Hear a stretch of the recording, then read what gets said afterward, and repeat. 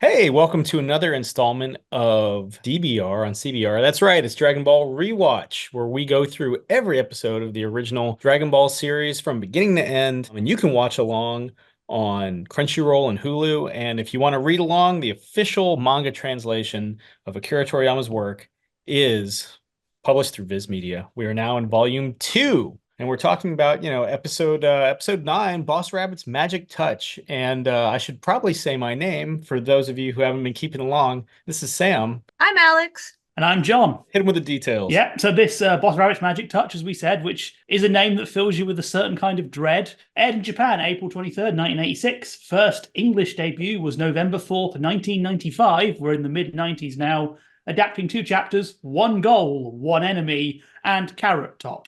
Not named after everyone's least favorite prop comedian. Yeah, basically, this episode, plot quite simple. Goku, Bulma, and Oolong go to a new village and find that a gang is ruling it, and they get on the wrong side of said gang. First of all, John, with all this Carrot Top slander, in this, the year of our Lord 2024, there are people who are going to be listening to this who are not going to know who that is. Yeah, I know. All one Carrot Top fan is gonna write a very nasty comment. And it'll be Carrot Top himself. I was in Vegas, he took $25 from me. I think we're even. Fair enough. No. Oh, wow. But I think we should start by talking about Monster Carrot himself. Like I love Monster Carrot. Monster Carrot's one of my favorite mini bosses in Dragon Ball. He's an interesting character. I don't know why. For some unknown reason, when I saw him, my reaction is he looks like a drug PSA character, like you would see in like, don't be a fool, kids. Don't do drugs. He just looks like that for some reason to me. This episode feels like it should be filler. Like if you weren't familiar with the manga, you would be like, "Oh, okay, this is odd, but all right." But you look at the manga and it's like, "Oh no, no, this happens pretty much beat for beat." Okay, all right. Yeah, literally the only additions in the anime are slight extensions in the fight scene between Goku and the rabbit. That's literally it. I think the fun thing I do want to point out, like a couple of little fun things with Monster Carrot. Specifically, I love his sunglasses. I love that the hint we get about Monster Carrot is just Bulma still in the bunny suit, and I love that they had to make the bunny suit plot relevant. I mean, that's foresight, right? That's you have to give it to Toriyama on that. He's like, this looks like a gag, and it is a gag, but I'm also going to set up this weird villain gang like an episode later. And the other thing that I don't know, okay. We all know the background acting in Dragon Ball has its moments, but the one thug with the very posh semi-British accent was Hmm. kind of throwing me. I'm not going to pretend that he just stuck out like such a sore thumb. So what the weird thing is, I think he's doing a Terry Thomas impression, which is a British comedian from the 60s who did the yes, no, maybe thing at the end of sentences, would ramble at the end, which I don't fully understand if that is what he's doing. That's a bizarre deep cut reference to drop in here. I guess he was a fan of School for Scoundrels or something. I feel like given the age of the Funimation producers and voice actors at this time, they probably grew up watching It's a Mad, Mad, Mad, Mad World, which has Terry Thomas, and they were just like, that's a fun voice. And it is. But yes, it is out of place. The bigger Um, one sounds like Fozzie Bear as well, which keeps throwing me. yeah, it's a weird episode, guys. It's a weird one. Yeah, it's not a bad episode. It's just a But it's a weird weird one. episode. It's a lot of fun. You just don't see it. It's one of those episodes that going back to I had totally forgotten was a thing. So I'm like, oh, right, yeah, this happens at this point. See, I'm the exact opposite. This is one of those episodes that sticks out in my memory so much just because like Monster Carrot is just so different. And then the fight that they have where Yamcha's using Goku like a Pokemon sticks out in my mind. Like Pokemon trainer Yamcha, excellent Yamcha. And then we end up on the moon for some reason, further confusing whether or not Saiyans can breathe in space. So Oh yeah, that this episode introduces some fun plot holes.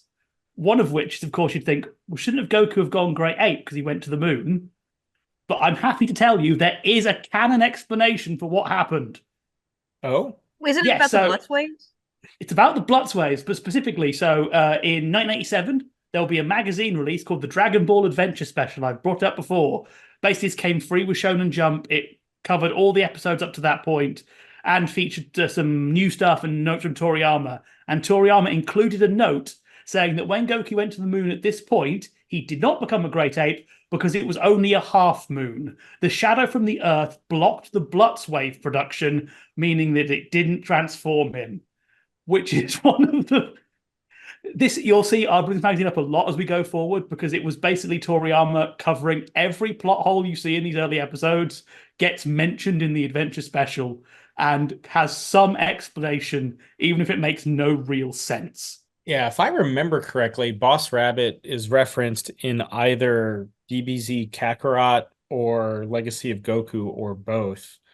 He's referenced in both. I can say that he is referenced in both. Yeah, it's just one of those things where it's like, oh, look at this. Like, oh, deep cut. Like, he's also referenced later on in Super as well. You see him on the moon.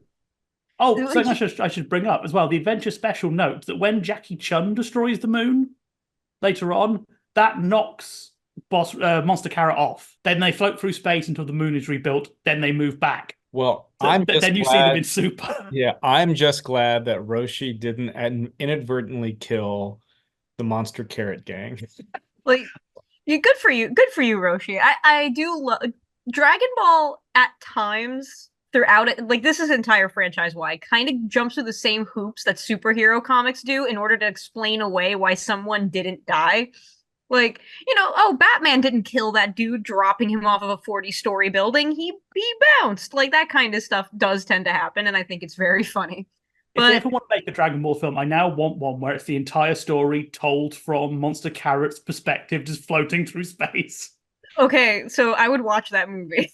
There's something like, if you look at it narratively, like this episode really, and chapters in the manga really only exist to get Goku actively working with Yamcha right before the big showdown. It's just a weird way it handles it, though. I do like the fact that I think it's a really nice character moment for Yamcha, where he has this he does have this moral event horizon where he's like, I'm going to steal the Dragon Balls, but watching this kid die I can't go that far. I think it's a nice little bit of depth for him. I think that's always kind of the fun stuff about the early Yamcha, is that he is a bandit, but at the same time, he's clearly not a villain. And they make it very clear that he is not going to be a villain. I think the funniest thing about it is, like I said, he's kind of doing the Pokemon trainer thing with Goku, being like, whack him, do that. And Goku's like, sure, okay. Like, it balances really well, because Yamcha has a different vantage point than Goku. And Goku is clearly not at the more strategic parts of his fighting yet, for how little they last later on in the series. I mean, if you think about it at this point, like, Goku has had some rudimentary training under Grandpa Gohan. He knows Jenkin Fist. He knows the Kamehameha Wave-ish, and that he's done it once to destroy a car. But that's really, he's not much of he's a better fighter than Yamcha, but a big part of that is just speed. Yeah. He doesn't formally start his training for about 3 episodes at this point. I think you can easily argue that Goku is a good fighter, but he's a hunter fighter. Yamcha has clearly fought humans who know how to fight.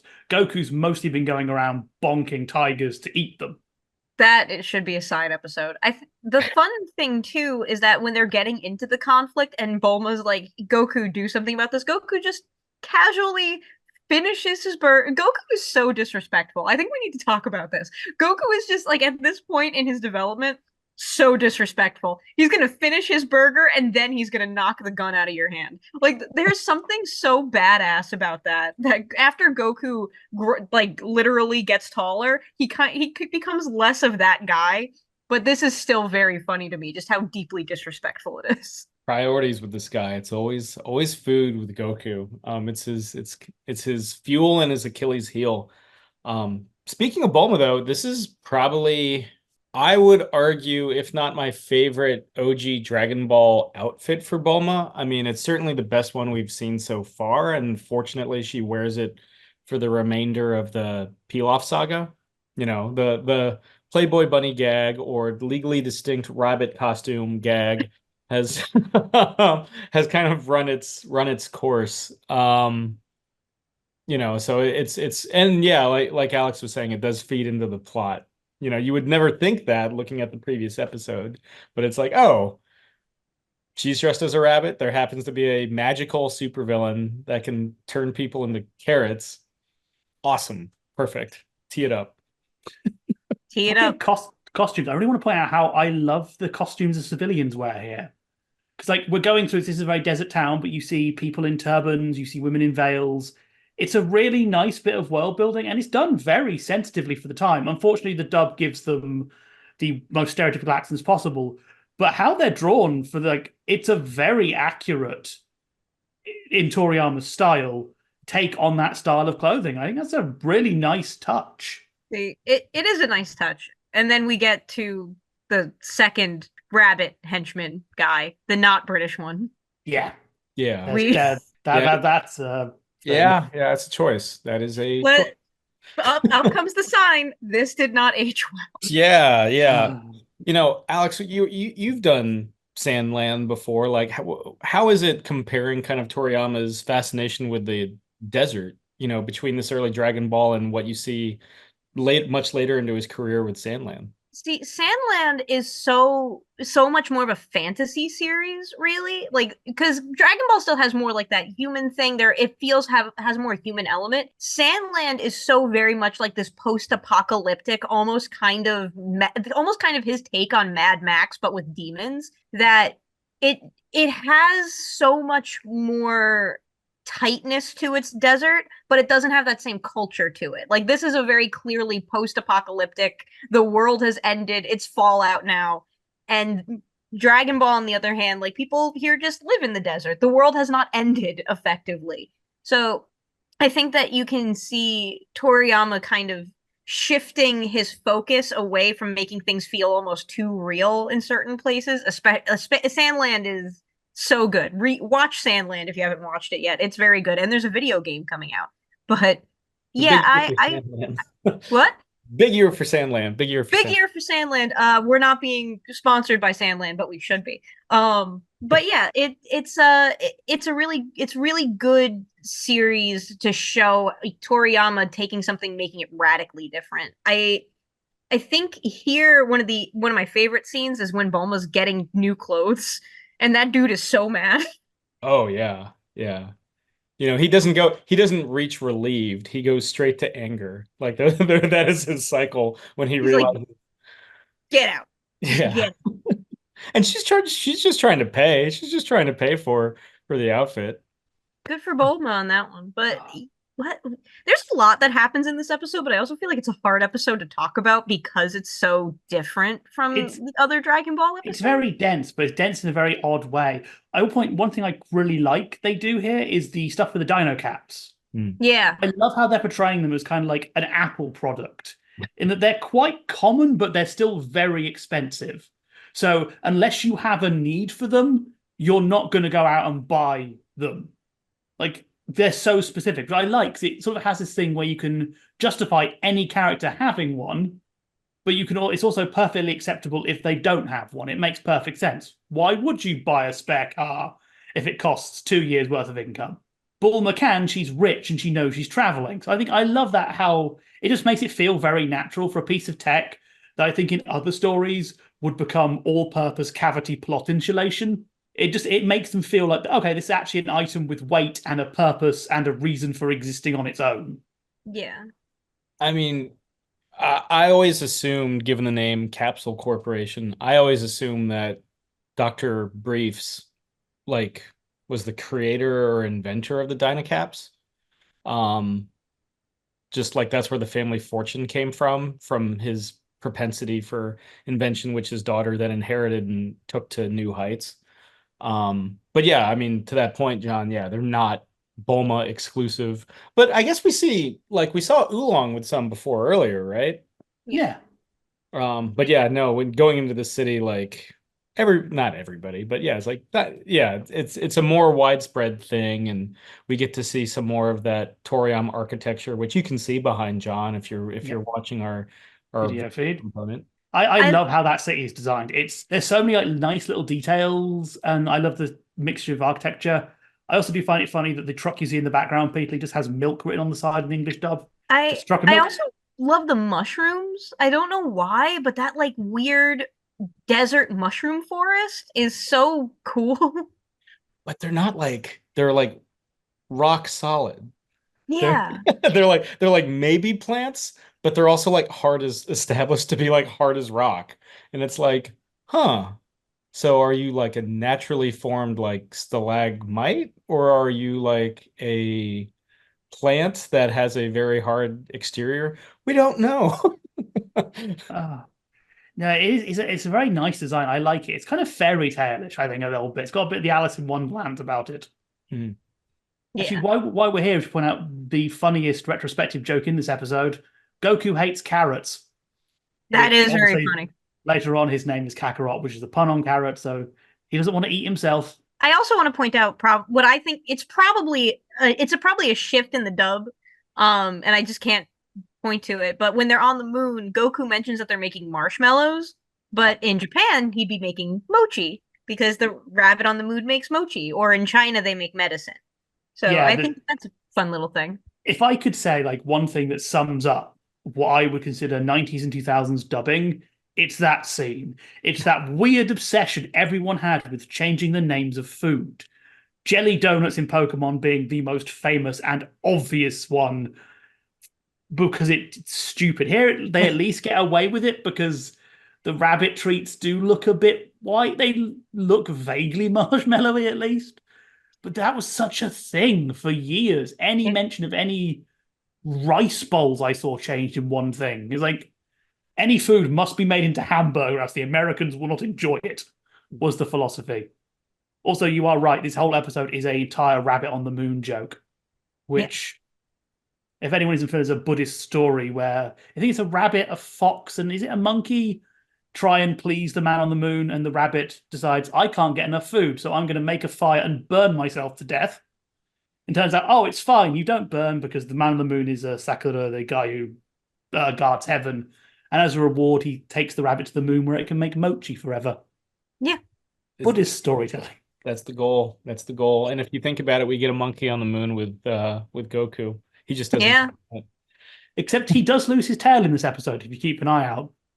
That's going to be a new animation error going forward. Goku's tail vanishes in quite a lot of shots. I wonder if that's part of the reason why they just like dropped the tail when he became an adult. So Toriyama actually mentions, like, I actually wrote about this with the Saiyan's tails. Toriyama drew Goku, drew his tail because his editor said that Goku didn't look like set apart enough. He didn't look like he didn't have enough of a silhouette. And then immediately after he drew it, he was like, I gotta figure out how to get rid of this tail. Like, because he was just too hard to draw. So that just kind of continued. So if you notice, anytime Goku, Gohan, anybody who has a tail, whenever they get that tail back, it's usually gone very quickly. So this is like one of the longer times Goku keeps the tail for a bit. Yeah, yeah. I was always curious why Trunks and Goten never had him, but So this, I think, I did some research on this. Trunks and Goten never had them because Bulma removed them at birth. Like Oh, that because is one of the rumors about it. I don't know if it's been officially done, but apparently the rumor is that Bulma went through this too many times. And there's another one that Saiyans outgrow the need for their tails, which is why Vegeta never grows his back, even though Goku and Gohan do. So like essentially they hit a certain power and then like their body just doesn't need it anymore. But those are like multiple theories. I've never seen a confirmed one. That's something we have to look into. But yeah, that's definitely, I like it. The Saiyan appendix is the tail, effectively. Because the universe 8 Saiyans don't have tails either. Well, they don't, do they? None of the Saiyans in Universe 8 have tails. I've never noticed that, and now it like feels like the most obvious thing in the world. golly. I mean, I guess that would have given them too much in the Tournament of Power. Oh my gosh. Would have been a shorter fight or shorter saga. But yeah, I mean, what do you think of the scene that I always think of with this episode is where Boss Rabbit basically has his men beat up Goku, and Goku just has to sit there and take it. Yeah. And it's like almost like cartoony in the background with like the dust clouds and everything. Like You know, that's one of those things. Finally, Yamcha intervenes, and Goku's still like fine. I think he's like roughed up a little, and he's got like a black eye, and he's like, "Oh yeah, you know, I'm still in it." I'm still in it, man.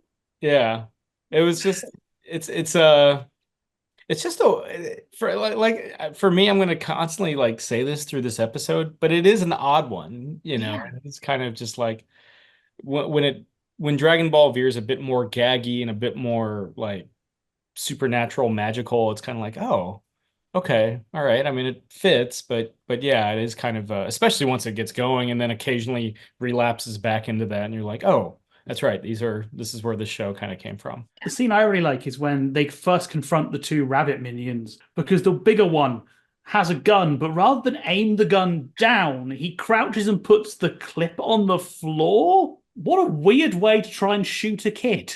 My Then Goku just jumps over him and does the full. I can't remember what the Japanese term is, but when you insert fingers into the a buttocks, thousand years of pain. yes, there's a name Japanese shouldn't have for it, but Goku literally does that to him. And he had it coming for just not tilting the gun slightly down.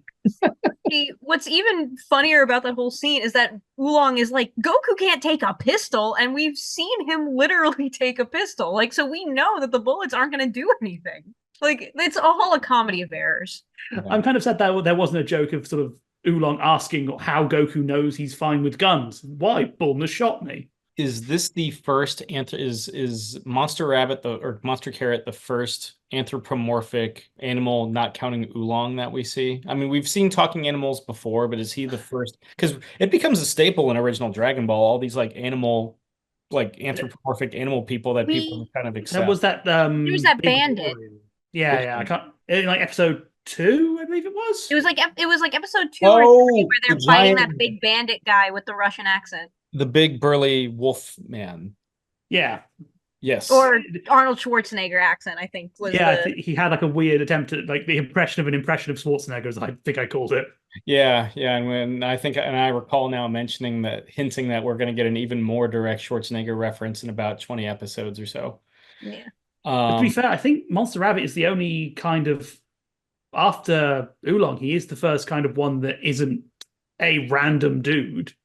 Yeah. He's the first like Poir. one in. Well, Poir doesn't wear clothes. Poir's just Poir's just a cat. yeah. Poir's just a cat that happens to talk and fly and shapeshift. So not a cat at all, but definitely a cat.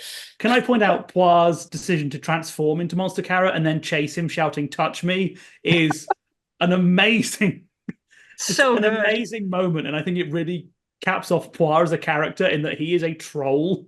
I loved it.